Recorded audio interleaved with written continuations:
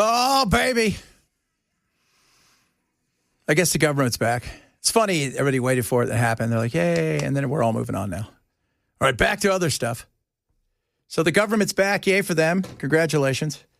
Now they can go spend your money again. They were still collecting it. They just weren't spending it, which they're continuing to do.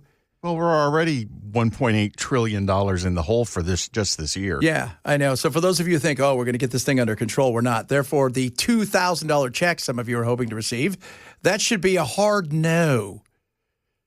That should be a very hard no. I was talking to a friend of mine. He's was a big-time constitutional lawyer, and now he's got the coolest job in the world. Now he does arbitration. It's just the best job in the world. That's what he does. But I said, what do you think's going to happen when it comes to the tariff thing? And he said, it's going to be weird. It's going to be very nuanced. And I said, what's that mean? He goes, they're going to rule against Trump, but they're going to say from now. So not having to pay all the stuff back. Kind of because they're allowed to kind of, do their own thing. And so I thought, well, that's kind of weird. And then if he wants the tariffs to continue, he's got to do something that's crazy. I don't know if you guys are aware of this. It's called ask Congress to do their job. Why are you trying to change the Constitution, man? Ask Congress. For those of you guys who don't know what Congress is it's a body, right, that helps represent us, and it does a very poor job usually. And they usually they're kind of the purse strings, right? They're sending, you get the legislative branch, right? The executive branch and the judicial. They're the legislative side of it. And they go and they come up with the laws and they do all this stuff, and that's what they're going to do. And And it's, so they would have to do their job. And doing their job means they'll have receipts.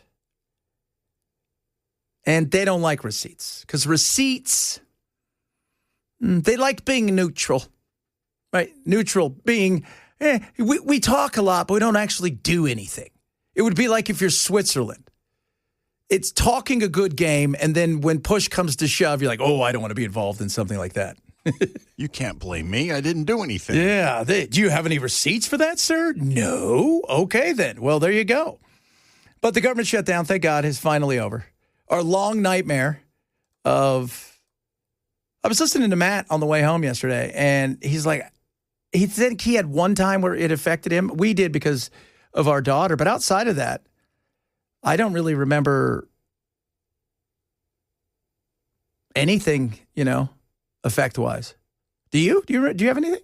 No. In fact, I was kind of enjoying it being shut down and watching all these idiots show what kind of losers they are. And how they can't get anything done, even on the good days.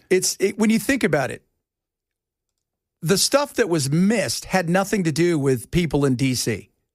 It was people not getting paychecks elsewhere, doing their jobs.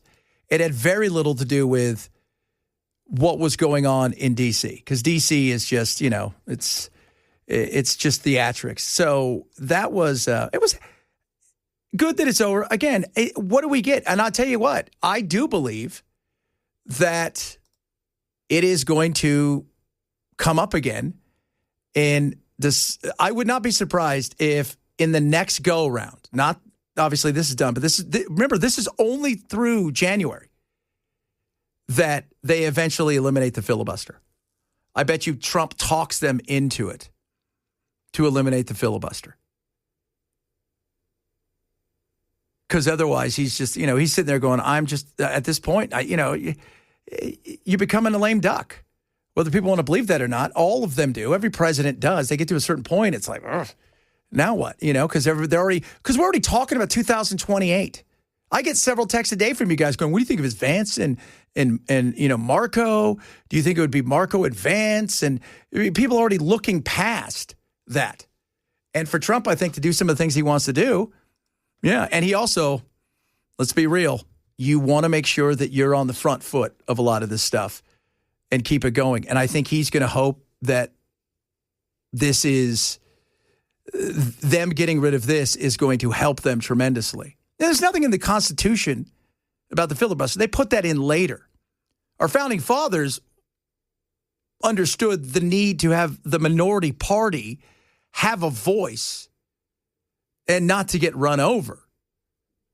But that being said, the fear, and their big fear, though, eventually is it would just be the majority rules over the minority to the point where you could take away all of their freedoms. Well, they also never anticipated two corporations taking over the government to the exclusion of pretty much every other party. Yeah, the Whig Party, which I'm a big fan of. We got to bring back the wig. That'd be good. And by the way, if you're in the party with us, you got to wear a wig. That's the whole point. I'm not wearing a wig. I don't need one. You don't need a wig. Yeah. But you should wear a bald cap. Go the exact opposite of us. I think that'd be awesome.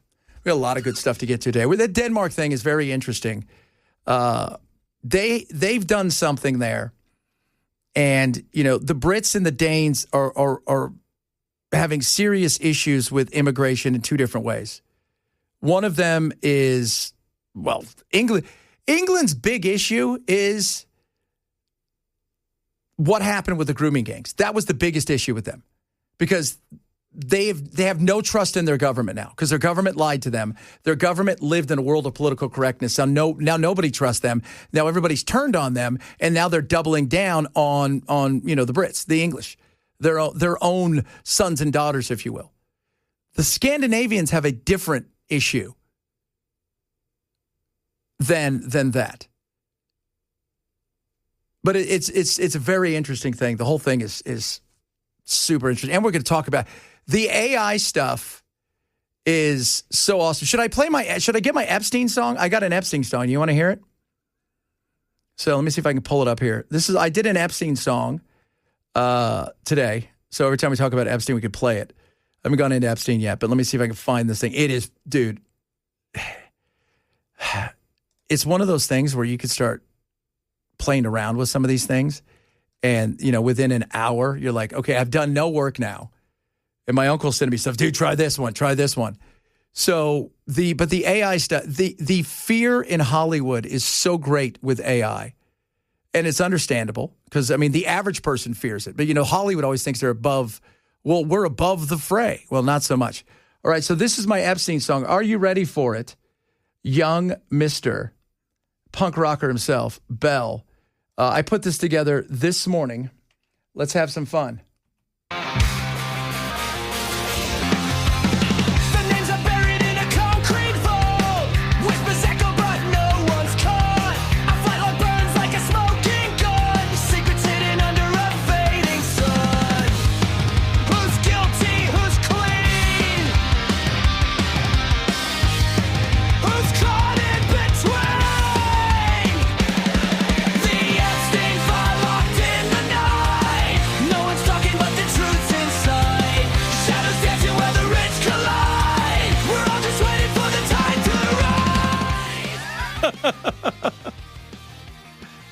Oh, that's from our house band.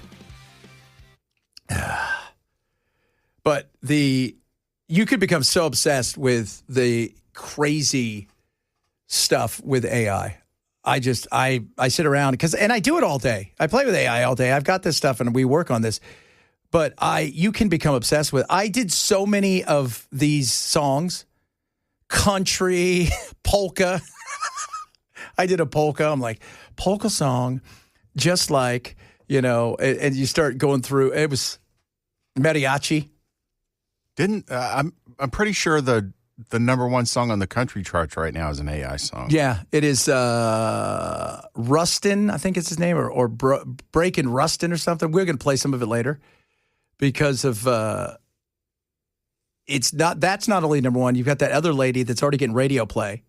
She's a little different though because I've watched her, the lady who's got the R&B singer, because it's almost like she's a reverse Milli Vanilli in the sense where she writes it. A lot of it's her poetry, and then she works it in, and she comes up with the lyrics and stuff herself. But she has this thing that she's created do it for her, where music-wise. Yeah, music-wise and stuff. And so that's a little different than, me just typing in, 48 things. And And I've got the studio as well, so I can go around and mix it in a much different way. But it was just so much fun. Oh, Epstein. You know, not torn on the whole Epstein thing. I'm not. I think we're going to find out as much as we can. I saw Burchett last night. He was saying, well, I tried to bring it to a floor, to bring it. Well, you can't. That wasn't a possibility to bring it out of the committee the way you tried to do it. So that was a little disingenuous. And even then, as we've explained, they could vote it today. More than 218. Every single congressperson could have signed it and said, yes, release it. All it does is go to the House. The Senate. And then from the Senate, even if they all vote it, well, not all. If 65 of them say, yes, release it, doesn't matter. You have to overcome a veto. Do you think Trump's going to allow any of it to get out? That's my issue here. There's a lot of stuff going on when it comes to blocking stuff that they were so gung-ho about. That is my issue. And I just want to say this, too. The whole thing with... and we're going to get, a vote next week. But I was impressed with Boebert because they got Boebert into the White House. Basically, it was just her. Like, we're doing their full court press to get her to take her name off of that. And she wouldn't. And I thought, man, you think about that for a second. The way that they... Because the pressure they can put on. And she stayed, she stood tall. Nancy Mace said they didn't even think about, Marjorie Taylor Greene. They were never going to talk to her. So I just thought, yeah, man, that right there is, you go hard at something like that. You do. And to stand there and to look at the president and all the president's men and say, no, I wholeheartedly believe that there's stuff here that the people need to see, that we need to absolutely have some sort of real, actual justice and transparency. That is, that's pretty damn strong. This is such a self-inflicted wound, too, because, I'm going to release the files. I'm going to release the files. If he just shut his mouth and not said that multiple times during the campaign, nobody would be looking for the files. Yeah. Yeah. And everybody's like, well, Biden had the files. Here's the thing. Nobody cared about the files because everybody thought it was a right-wing conspiracy. So everybody's like, whatever. And remember, he died under Trump's watch, and they had the files too. So it wasn't just America. Because you forget, I think it's Barbados or Jamaica. One of them has a bunch of files, not to mention some of the other places I'm sure that has files, Israel. So there are several different things that go into it. It's not just about us, but, she stood strong. And I thought that was, that's pretty damn, most people, they don't have those cojones in today's world because everybody's worried about the tribe. But the tribe should be us as Americans, and we deserve the truth. And if you're hiding and protecting powerful people, what does that say to the average person? I mean, my God, they tried to put that 500. Oh, they did. They put that thing in there. They didn't get rid of it. But they're just angry about it. But they didn't get rid of it. Where if they tapped your phone or did any of the stuff, that you could sue for $500,000. Are you blanking kidding me? So, man, good honor for that. We'll talk a little bit more about this. A lot of stuff to get to today, including the AI stuff, which I find fascinating. The song's pretty damn good. Well, you heard my song. My song was pretty awesome right there. Maybe we'll produce some more throughout the day as we go because it's a lot of fun. A bunch of other good stuff, including school choice here, Tennessee, maybe a little bit more expensive. Who's taking advantage of it, which is not a shocker. What can they do to fix it? We'll talk a bit about that as well. If you're missing the show, share when you grab the podcast. It is the Chad Benson Show. Super Talk 99.7. The bill the president signed includes a provision allowing senators to sue the government for $500,000 in damages if their records have been subpoenaed without their knowledge.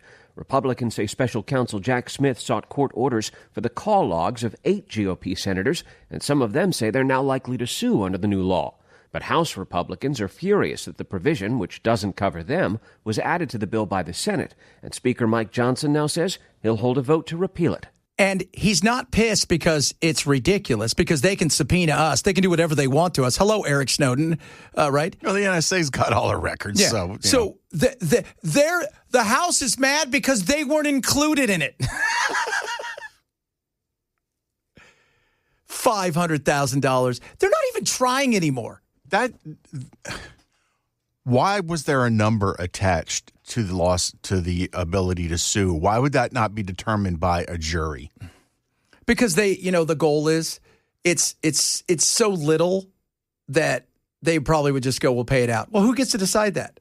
The government. So the government suing the government to decide what portions of the government get money that they feel they've been wronged. Well, I mean, the government investigates itself all the time and finds out it didn't do anything wrong. That's really weird, dude. I didn't know that. Oh, my. That is such an absolute... Again, this is my frustration. Both parties, people, I'm here to tell you that both parties are corporations that care about their corporations being successful. They don't care about the people. They're not even trying anymore. They're not. That is, to me, I just find that absurd. And just the last part of that bit right there was perfect. They're upset because they don't get to sue. Well, where's ours, guys? We want to sue too. No, we're really upset about this. No, you're not.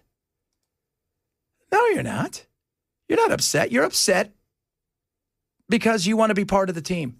You guys are because we were wronged. And every one of those people, I guarantee you, every one of them, do you think they voted for the Patriot Act? What do you think, Bill? Do you think they voted for the Patriot Act? Oh, yeah. Oh, jeez. You're not a real American if you didn't vote for the Patriot Act. I mean, it's right there in the name. Least patriotic thing in the world. When that Patriot Act, so I had a brokerage firm at the time. So we were trading currencies and big commodity firm. So when that happened, it was chaos because we had to go to every one of our clients and redo all that. We had to repaper them over and over again for all of this crap financially. Because, well, that'll teach you not to fund terrorism. That's the whole point. They thought, well, somebody could short soybeans. What? Really? You guys are idiots. You are. Well, somebody did short before 9/11, some of the plane companies. But still, that was so annoying. Government, man, it drives you crazy. If you want to know, so people ask, several of you go, where'd you get that song? My uncle and I, we have a company. The nerds put all these things together. I don't do the nerd stuff, right? I just play with it but we've got our own. But Sona, if you guys want to try it, I think it's is it SUNA or SONA? SONA, I believe. Yeah, it's awesome. And you get a free amount every month, like where you can make a few songs. But then they have different levels of it. And it was interesting because I was going through today, I was just trying to see trying to find out who gets paid what. So if you use their free one and you go and you get a number one hit, apparently they own the copyright. But if you pay like their $8 a month, then you own everything. And that's the way they look at it. It's actually very interesting. And it's not, here's the thing. It's fun to play with, but like anything else, it's a tool. It's absolutely a tool. So I could turn my computer on, move it over to, Sona, and guess what happens? Unless I engage with it, turn it on, and I'm not talking about turning it on, and then put the prompts in of what it is that I'm looking for, nothing happens. So that's the issue is, in today's world, this democratizes stuff where the person who doesn't play an instrument, maybe doesn't have a great voice, but has an amazing ear and an idea for stuff, can come up with something. So we'll talk a little bit more about this. Several of you chimed in about Epstein as well. And, Ron said, there was a band like this. Yeah, here's the thing. Milli Vanilli fooled the public. The public is okay with what's going on with this. It's a different thing.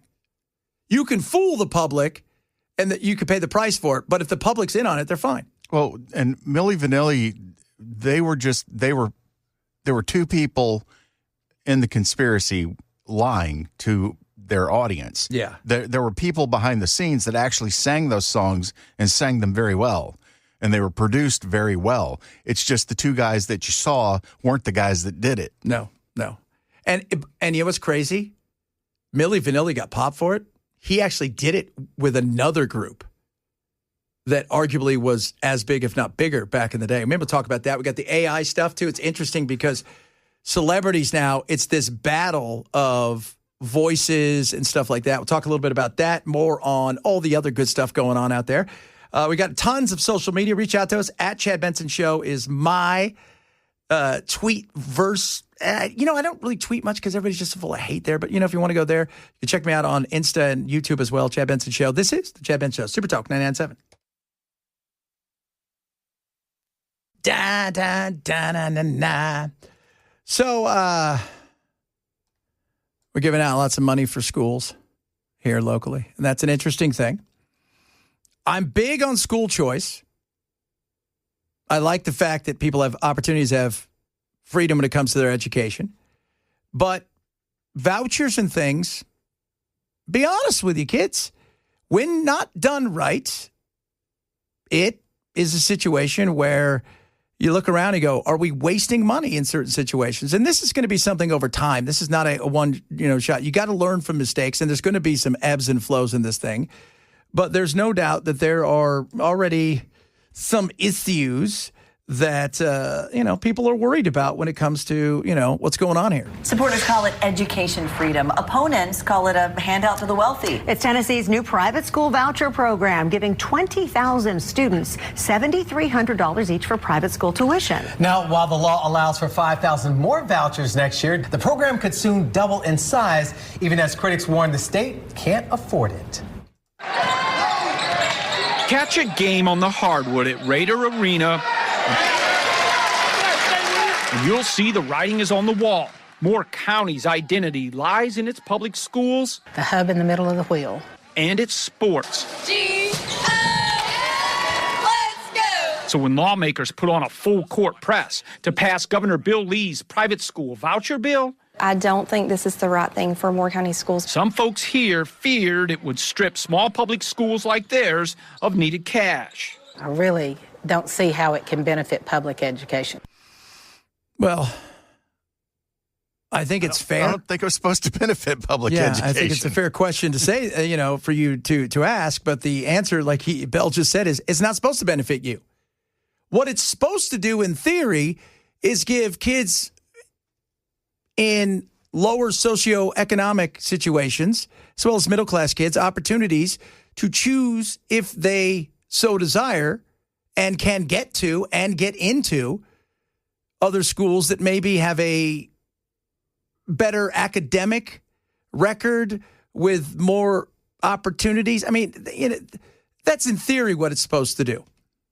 Despite worries like that, Republicans passed the bill. And now, just 3 months into the program's first year, we had a lot more demand than we had supply, so that's a positive. Governor Lee and Speaker of the House Cameron Sexton want to increase the number of vouchers that the state hands out. How far would you like to see the program expanded this year? I would like to meet the need from last year, so I would say minimum 42,000, but we'll see what happens. At current funding levels, that move would cost the state of Tennessee another $144 million. And Sexton says Republicans don't need a new law to make that change if they can find enough money in the state budget. Do you think it'll be harder than just budgeting more money to expand this program? I do think it'll be harder than just, moving dollars around and hoping no one will notice. Senator Jeff Yarborough, a Nashville Democrat, thinks it'll be hard because rural Republicans won't want to spend more cash on private school vouchers that he says aren't helping poorer families who live outside of the state's largest cities and send their kids to public school. It is not really education policy. It is sheer income redistribution. It is. Because when you hear the numbers, that's what it becomes. It just becomes income redistribution. Hey, people who already send your kids to the private school, here's an extra, several grand to cover that. And that's what the data is showing.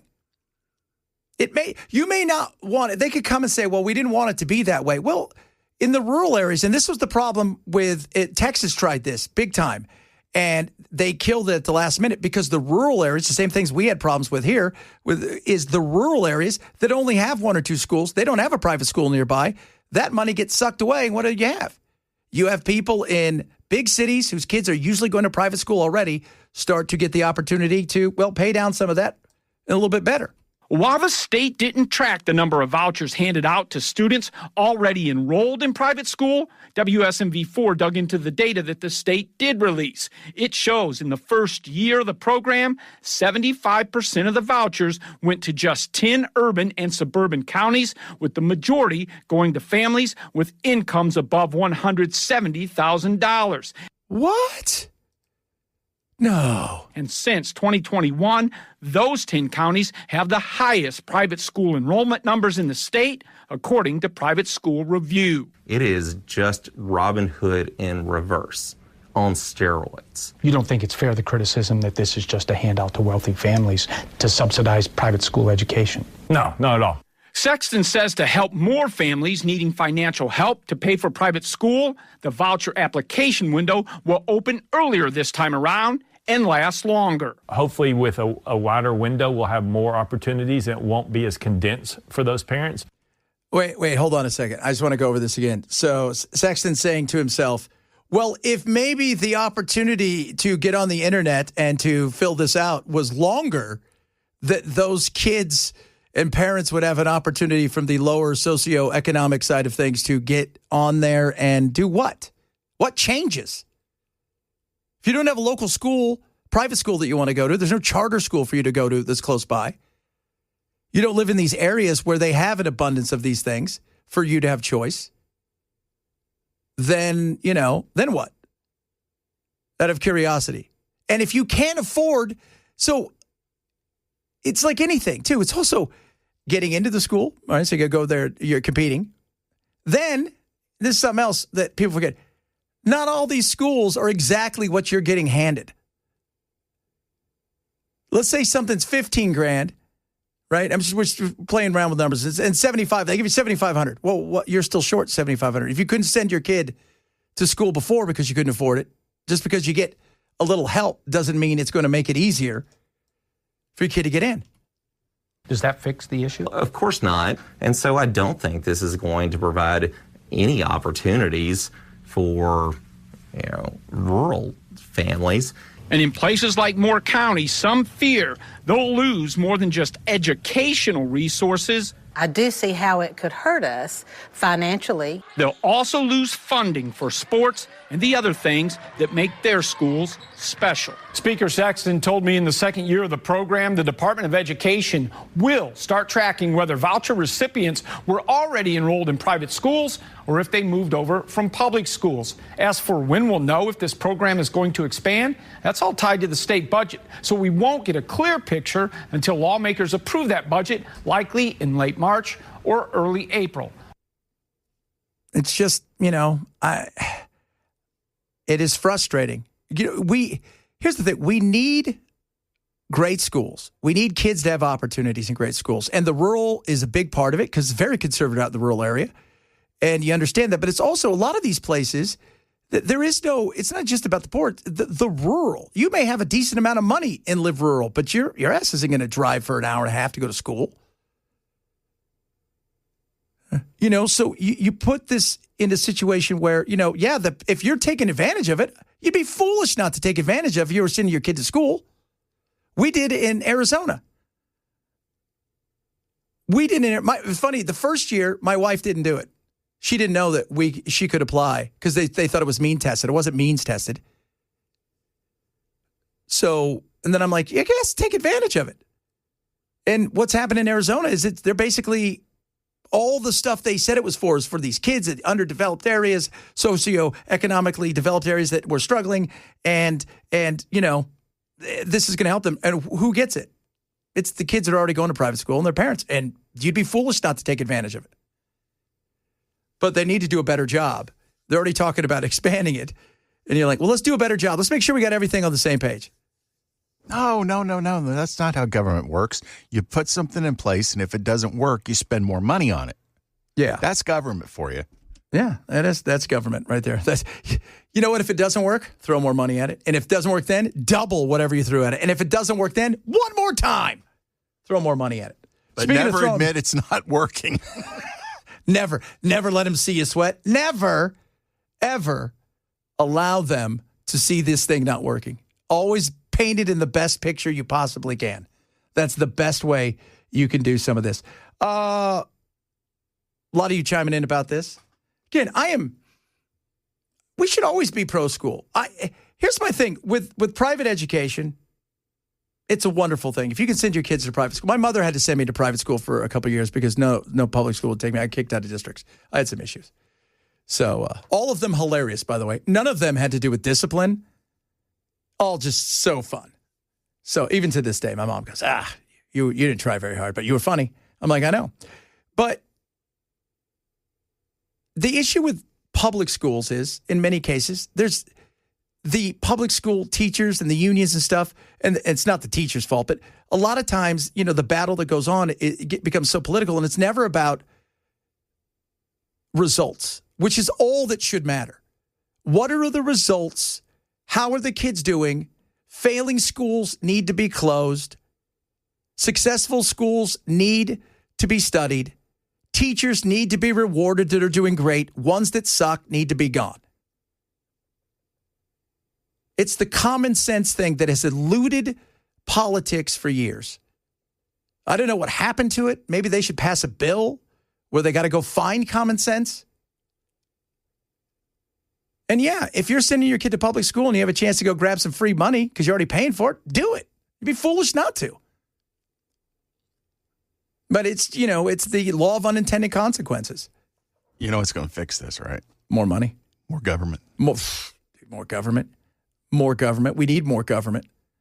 You know what else we need? More government to go after hemp. Get that hemp. You better get that. Isn't it funny that the Republicans are angry because they don't get to sue for $500,000 like the Senate does?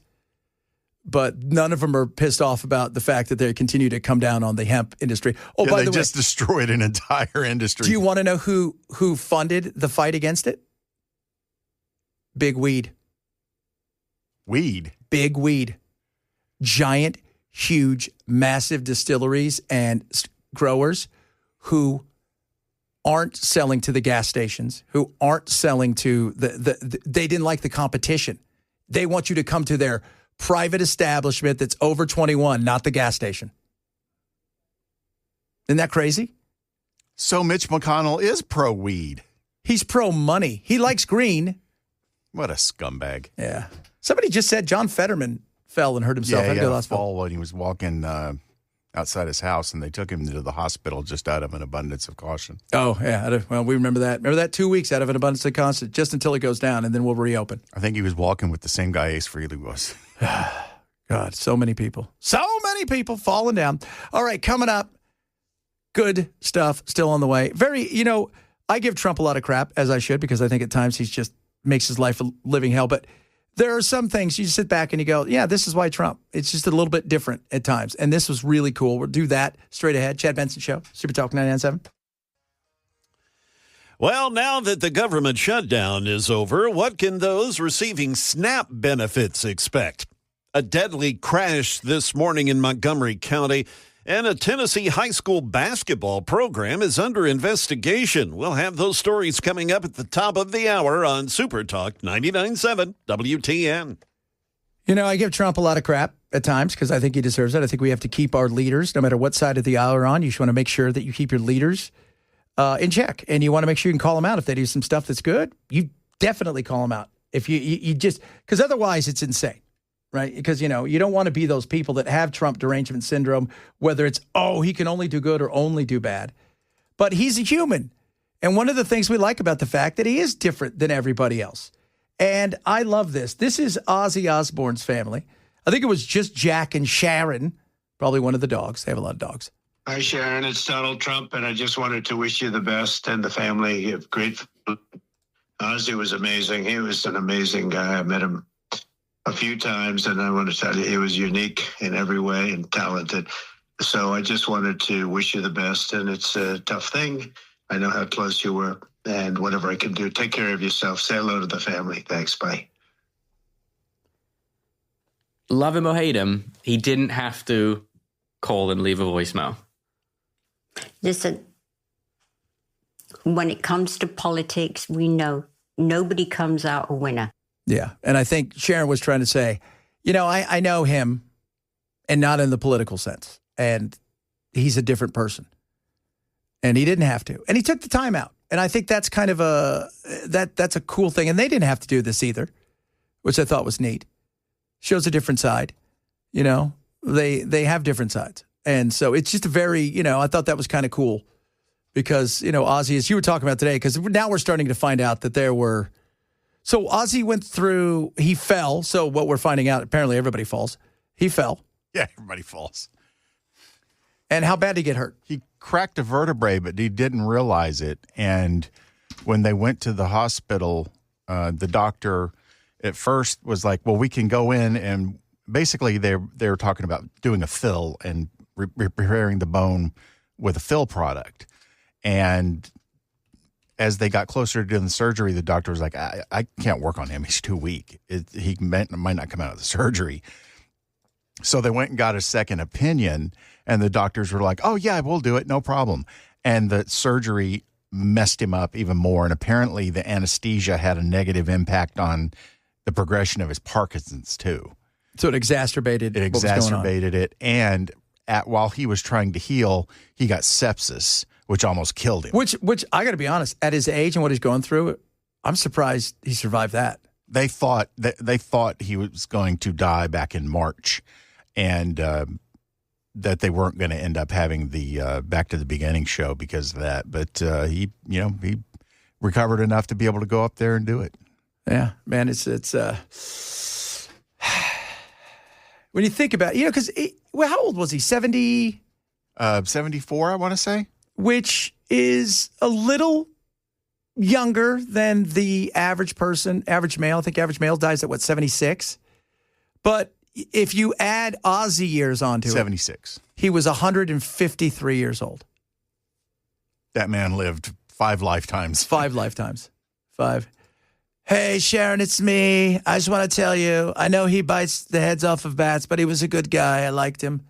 He was very good. He sang that song where they barked at the moon, which is interesting because in Epstein's files, they're saying something about barking. I find that interesting, too. I don't know what that means. All right, coming up, hour number 2 of the program. A lot of stuff to get to. We'll get to some Epstein stuff. I want to do that AI stuff as well. By the way, Jay, a lot of people are on the text line are saying, what's up, Jay? How's it going, Jay? Yeah, well, my blood pressure, my weight, those are the things that are up. Yeah, that's an American male for you right there, guys. But you know what else is up? Our happiness. Oh, baby. Hour number 2 straight ahead. Chad Benson, Super Talk 997.